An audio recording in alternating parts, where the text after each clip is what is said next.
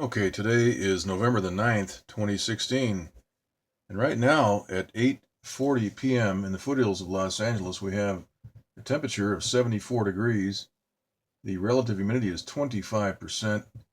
The dew point is 35 degrees, and we have a barometric pressure of 30 inches even, and that is dropping. We have an area of low pressure right here over Texas and New Mexico and part of Arizona. This is a mid and upper level low, as indicated on the maps, and there is a strong surface high pressure, which is odd, but that's what happens when these uh, low pressures develop over the southwest.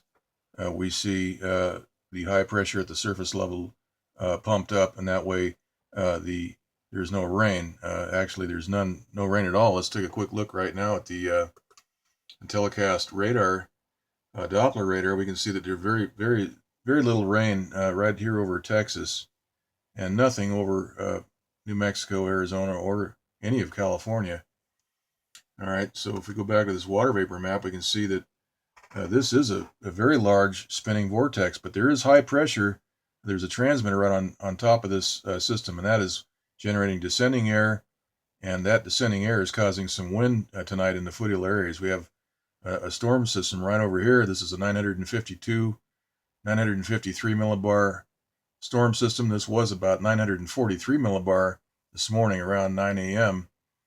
And this cold front is being blockaded by this area right here. We can see a transmitter generated blockade right through here that will prevent this cold front from moving any further into California.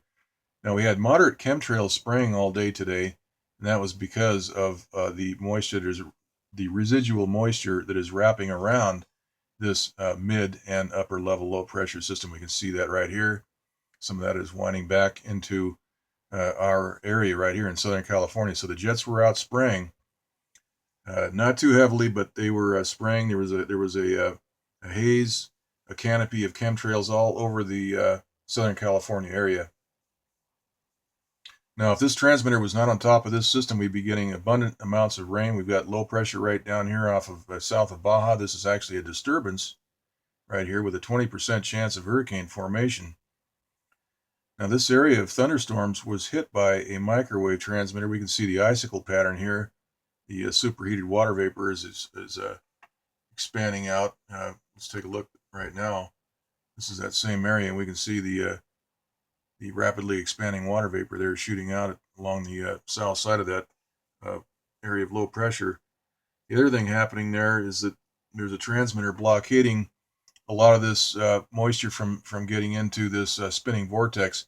But as we see, there is a lot of flow right over here, getting into that low pressure center. Let's go back to the big map, and we can see that happening right here. So there is a lot of moisture from this disturbance. This is a 20% chance of hurricane right here, this area, and that moisture is wrapping around and getting into the core of that mid and upper level low. Now, if that transmitter was not there, as I say, we'd be getting plenty of rain. We'd have quite a storm system. We have this storm system. Let's go look at the infrared loop. We can see a transmitter is working on the core of this. We've got a straight edge here and a partial sort of a right angle starting to develop. The center of this is becoming disorganized. You can see that this morning this was very well defined, very well organized. And this area was generating, I think, 39-foot seas. We'll take a look at the swell chart here in a minute. The jet stream map shows that we have jet stream flow right around that storm system. Then we have some high-speed flow out of Oregon and up through Canada. All right, let's take a look now at the western U.S. Water vapor loop. And we can see that dry low right here. There's a lot of surface high pressure in this area. And so we've got surface level transmitters in this area that are creating probably surface high pressure. We've got certainly a transmitter in this area right here on the west side. And it's hard to determine if these are, I think that these are satellite based. It would be much easier to use either microwave or laser from a space-based satellite to quickly deal with everything going on here. We have a huge storm here and a potential storm here, which has a transmitter on it while it's over land. We have this cold front, which is being blockaded. As I mentioned right here, we have a transmitter generated blockade all through here. Let's look at the rainbow map next. The infrared map, we see that blockade right here. And everything is stopping right about here where the pen is. That's where that big channel has been built in. And some of this moisture, the residual moisture is getting in, and that's where we're seeing the jets are mopping that all up.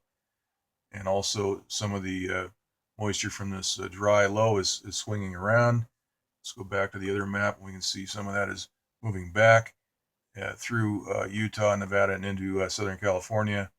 And so the jets are spraying the desiccants, and that will maintain abnormally low humidity. We had 19% humidity today all day long. 91 degrees today, very dry, very hot. It's just like July and August here in November. And we have these big storms. This is about the 6th storm that's going to be blocked.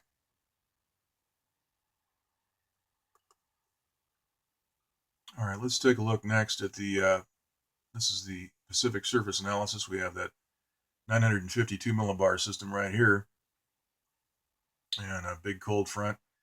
All that will be blocked by the high that's been installed right here, that vertical area of high pressure that was generated by a transmitter that is stopping the eastbound movement of this cold front. All right. Plenty of high pressure over our area right now. Here's the swell report. We can see the storm up here is generating 36-foot seas. We have another area down here which is 31 foot.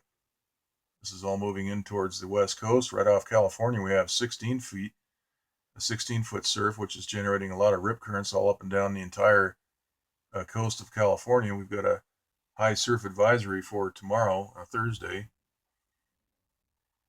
All right. And here's that area right off of Baja, California, which has a 20% chance of hurricane development. You can see the icicle pattern there.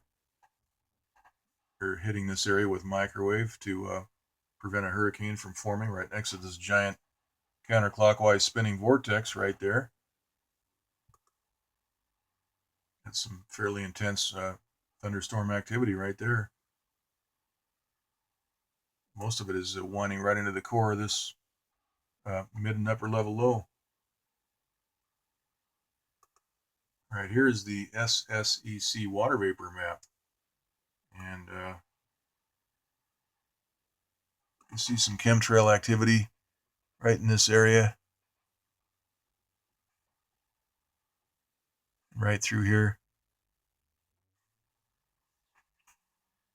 So the jets have been out spraying to maintain low relative humidity, and also to prevent the lift in the atmosphere, which prevents the precipitation process.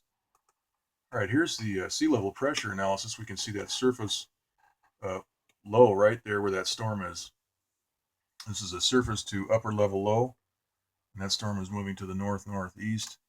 We've got blocking high pressure installed to maintain separation between this system and the that giant mid and upper level low right over New Mexico and Texas. We see here where that low is spinning. We have a surface high pressure of 1,027 millibar right there. So we've got some transmitter activity right here, generating a surface high, and there is no precipitation anywhere except in one little area of Texas. You see a lot of squiggly lines. That's where the that indicates varying degrees of high and low pressure. The transmitters are at work to maintain high pressure right in this area to prevent that low from spinning up.